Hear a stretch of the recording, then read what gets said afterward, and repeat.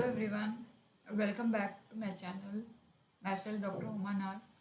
And आज का जो टॉपिक है वो सैम्पलिंग से ही है। टाइप्स ऑफ सैम्पलिंग का ही सेकंड पार्ट है। जो हमने प्रीवियस लेक्चर में हमने प्रोबेबिलिटी सैम्पलिंग के बारे में डिस्कस किया था। आज हम नॉन प्रोबेबिलिटी सैम्पलिंग को जानेंगे कि नॉन प्रोबेबिलिटी सैम्पलिंग क्या होती है। तो सबसे पहले बात करें अगर, तो ये it is a type of sampling method where the samples are selected based on subjective judgement rather than random selection.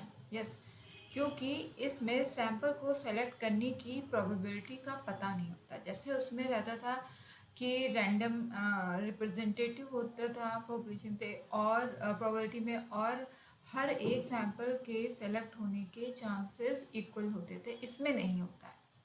Okay, so this approach means that not all members of a population have an equal chance. Yes, हर एक member के population के हर एक member के equal chance नहीं होते हैं choose होने के, which can lead to potential biases. Non-probability sampling is often used in exploratory research where generalization to the largest population is not the main goal. तो इसमें जो सैंपल सेलेक्ट होते हैं वो आपके, कहा जाए कि आपके आप अपने मतलब अपनी कई तरह की इसमें जो टाइप होंगे और उसमें आप अपने थ्रू अपने मर्जी से चूज कर सकते हो सैंपल। ठीक है, जिसमें हम अलग अलग, अभी जब हम इसके टाइप्स पढ़ेंगे तो हम जानेंगे कि किस तरह से। तो रैंडम सिलेक्शन का तो ऑप्शन नहीं होता है, रैंडमली नहीं सेलेक्ट होते हैं। जैसे इसमें पिछले वाले में कहा गया है प्रोबेबिलिटी होती है हर एक सैंपल के सेलेक्ट, हर एक मेंबर के सेलेक्ट होने की। ये नाम से ही पता है नॉन प्रोबेबिलिटी सैम्पलिंग, इसमें प्रोबेबिलिटी नहीं होती है। अब इसमें हम टाइप्स पे चलते हैं कि कितने तरह के हैं। तो सबसे पहले है quota sampling, probability non probability sampling के जो टाइप्स, उसमें पहला है कोटा सैम्पलिंग, सेकंड है इंसिडेंटल, थर्ड है पर्पसिव, फोर्थ है सिस्टमैटिक, फिफ्थ है स्नोबॉल। ओके, तो सबसे पहले बात करते हैं कोटा सैम्पलिंग की। कोटा सैम्पलिंग जो है, इसमें स्ट्रेटा से एक तरह से सैंपल लिया जाए। मान लिया जाए कि आपने माना कि लखनऊ यूनिवर्सिटी के यूजी अंडर ग्रेजुएट स्टूडेंट्स को आपको अपने सैंपल के तौर पे लेना है। आपने डिसाइड किया 1000 का हमारा सैंपल होगा। अब उसमें से आप यूजी प्रोग्राम में मल्टीपल यूजी प्रोग्राम्स की तरफ जाते हैं। जैसे बीए ऑनर्स हो गया, बीएससी हो गया, बीए साइकोलॉजी हो गया, मतलब अलग अलग आपने ब्रांचेस के बच्चे स्टूडेंट्स को आपने अपने लिया, इंक्लूड किया। जैसे 300 आपने उसका ले लिया, 300 उसका ले लिया, या 400 इस तरह से ले लिया। तो यहाँ पे जो चूज आप कर रहे हो इसमें रैंडमनेस नहीं है। ठीक, आप यहाँ किसी चीट सिस्टम से नहीं सेलेक्ट कर रहे हो, फिशबॉल सिस्टम से नहीं कर रहे हो। आप यहाँ अपनी मर्जी से डेटा सेलेक्ट करो कि मैं इतना ओवरऑल लूँगा, उसमें से ये लूँगा। तो इस तरह के जो होते हैं सैम्पलिंग होती है, उसमें रिप्रेजेंटेटिवनेस का जो कैरेक्टरिस्टिक्स है वो नहीं होता है। इसमें जो हर एक मेंबर के इक्वल चांस नहीं होते हैं आपके सिलेक्ट होने के। Okay, moving to next type, accidental, जिसको हम इंसिडेंटल भी कहते हैं, इंसिडेंटल सैम्पलिंग भी कहते हैं, एक्सीडेंटल सैम्पलिंग भी कहते हैं, और अपॉर्चुनिटी सैम्पलिंग भी कहते हैं, कन्वीनियंस भी कहते हैं। ठीक, जैसे कन्वीनियंस की बात की तो कन्वीनियंस ही देखा जाता है कि किस तरह से हम अपने सैंपल को सिलेक्ट करें, कलेक्ट करें, ईजिली हमें सैंपल मिल जाए। जैसे ये बहुत रफ एंड रूड प्रोसेस होता है, कहीं हद तक ये कोटा के जैसे ही होता है, कोटा सैम्पलिंग की होता है। सैंपल जो है वो हमें ईजिली मिल जाता है। जैसे सिंपल रैंडम सैम्पलिंग की अगर मैं बात करूँ तो उसमें आपको डेटा ईजिली नहीं मिलेगा, क्योंकि आपने ज़रूरी नहीं आपने जिन स्कूलों को या जिन कॉलेज को सिलेक्ट किया वो आपको डेटा देने के लिए रेडी हो जाए। ठीक, तो बहुत मुश्किल होती है, पर इस प्रोसेस में मुश्किल नहीं होती, ये आसान होता है और बहुत बार लोग इसको इसीलिए चूज़ कर लेते हैं। ओके, तो और इस सैम्पलिंग में जो है सैम्पलिंग एरर्स भी काफ़ी होती हैं, और वैलिडिटी और रिलायबिलिटी बहुत ज़्यादा इफेक्ट होती है इस सैम्पलिंग प्रोसेस से। तो इसमें क्या है, सिंपल आपने सोचा है कि हमें सेकेंडरी स्कूल स्टूडेंट का डेटा लेना है तो आप ले सकते हो। आपने आपका जो, जैसे माना किसी चीज़ आपका क्वेश्चन आया है स्कूल एडजस्टमेंट का। अगर आपको जो है तो अब आपको है कि आप शुरू कर रहे हो तो आपको जो डेटा ईजिली अवेलेबल हो रहा है आपके पास, माना आपको कोई पड़ोस में कोई नॉन में जानने वाला कोई ऐसा बच्चा जिसको आप लेना चाह रहे हो, तो वो उस तरह से आप डेटा ईजिली कलेक्ट कर सकते हो। तो इस जैसे इसमें इंसिडेंटल कन्वीनियंस कहा गया है, वो ईजिली आपको डेटा प्रोवाइड हो जाता है। नेक्स्ट है पर्पस सैम्पलिंग। तो पर्पस सैम्पलिंग में सबसे जो इजी पॉइंट मैं आपको बताऊं कि क्या है, जैसे आपके पर्पस को फुलफिल करना है, ठीक।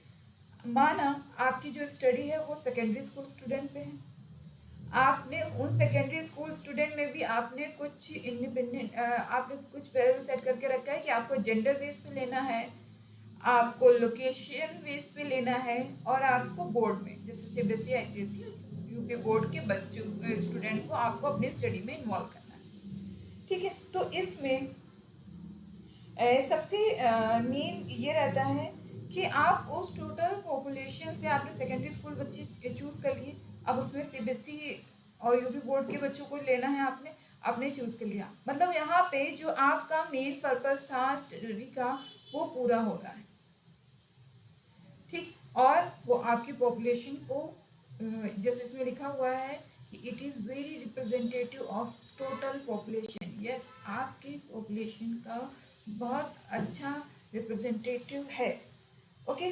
तो यहाँ पे जो मेन है वो आपके पर्पस को फुलफिल कर रहा है। तो समटाइम इसमें अगर ये चीज़ इस तरह देखा जाए तो रैंडम सिलेक्शन की जो प्रोसेस है वो नहीं होती है, क्योंकि इसमें सिर्फ इजीनेस होती है, ईजिली आपको अपना सैंपल मिल रहा है। अब आपने सोचा है कि आपको इन क्राइटेरिया पे लेना है लाइक, तो आप इजिली अब किसी के थ्रू भी ले सकते हो ये डेटा, ओके। आपको अपना क्वेश्चन आंसर सर्कुलेट करना अपने फ्रेंड में जो किसी ऐसे स्कूल में पढ़ा रहा है वहाँ पे आपने सोचा, अब आपने इसमें भी डिवाइड कर लिया कि आपने यहाँ पे इस चीज़ को किया कि आपको जहाँ से जो डेटा मिल जाएगा उसको आप अपना इन्वॉल्व कर लोगे, okay. Moving to next slide, systematic sampling. Systematic sampling एक ऐसा सैम्पलिंग प्लान है कि इसमें रैंडमनेस के कुछ प्रॉपर्टीज होती हैं, इसीलिए कई बार ऐसा कहीं कहीं पढ़ा जाता है कि ये जो सैम्पलिंग है ये प्रोबेबिलिटी में होनी चाहिए, बट कुछ ऐसे इसके कैरेक्टरिस्टिक्स हैं जिसके वजह से ये नॉन प्रोबेबिलिटी सैम्पलिंग में इंक्लूड की जाती है, ठीक। अब मैं इसमें बताऊं कि प्रोबेबिलिटी की क्या कैरेक्टरिस्टिक है। जैसे इसमें सिस्टमैटिक में सैम्पलिंग में है कि इसमें जो क्या नाम है, जैसे इसमें लिखा हुआ है systematic sampling is defined as obtaining a collection of element by drawing every nth person from a predetermined list of the.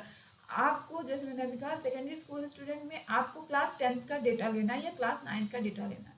अब आपके पास क्लास 9th में 50 बच्चे हैं, अब आपने ये डिसाइड किया मुझे हर फिफ्थ मतलब एक लिस्ट है आपके पास रोल नंबर वाइज, तो रोल नंबर उस रोल नंबर वाइज में हर 5वां बच्चा आपकी सैम्पलिंग में इंक्लूड होगा, ठीक। तो आपने ऐसे 5th बच्चे को लिया, फिर 10th को लिया, फिर 15 को लिया, फिर 20 को लिया, मतलब roll number 5, roll number 10, roll number 15, roll number 20, ये बच्चे आपके हैं। तो ये इस तरह से ये सिस्टमैटिक है, और इसीलिए इसको इसकी इस कैरेक्टरिस्टिक्स की वजह से समटाइम इसमें जो कहा जाता है कि इसमें रैंडमनेस का ये कैरेक्टर इस तरह से रखा जाता है, हालांकि ये पूरी तरह से प्रोबेबिलिटी सैम्पलिंग को के कैरेक्टरिस्टिक्स को फुलफिल नहीं करता। बट समटाइम जब मैंने कहा कुछ बुक्स में आपको मिलेगा कि सिस्टमैटिक सैम्पलिंग प्रोबेबिलिटी सैम्पलिंग का ही टाइप है, ओके। तो ये हमारी होती है सिस्टमैटिक सैम्पलिंग, ठीक। फिर आती है स्नोबॉल सैम्पलिंग। स्नोबॉल सैम्पलिंग में जैसे कि इसमें बताया गया है कि स्नोबॉल सैम्पलिंग जो है वो it is a type of non probability sampling technique commonly use in research involving hard to reach और हिडन पॉपुलेशन को तक हमें रीच करने के लिए इस तरह की सैम्पलिंग प्रोसेस को हम यूज़ करते हैं। In this method researcher initially identify A small group of participant who meet the studies criteria. These participants are then asked to refer others within their network who also fit the criteria, creating a chain referral process. जैसे इसमें मैं आपको example दूं कि जैसे कोई नई दवा मार्केट में आई, अब उसके बारे में डॉक्टर को के पास इंफॉर्मेशन कैसे आएगी, किस तरह से वो इंफॉर्मेशन भाई, कोई जैसे अगर एक टीचर के लिए रिसर्च में बात करूं कि रिसर्च की जो अगर एक हायर ग्रुप का कमिटी है, अब वहाँ पे ये कैसे पता चले कि रिसर्च की फील्ड में एक नई बुक आई है, किसी अदर मतलब किसी फॉरेन राइटर ने कोई बहुत अच्छी बुक लिखी है। इसी तरह की बात करें कि डॉक्टर के सामने कैसे आएगा कि कोई नई दवा, चाहे कैंसर, किसी भी बीमारी के रिलेटेड किस तरह से उन तक ये इन्फॉर्मेशन पहुंचे। तो इसके लिए जो रिसर्चर है वो स्नोबॉल सैम्पलिंग को बॉल सैम्पलिंग जो है वो एक परफेक्ट टेक्निक होती है जो हम इस तरह के रिसर्चेस के लिए यूज़ करते हैं।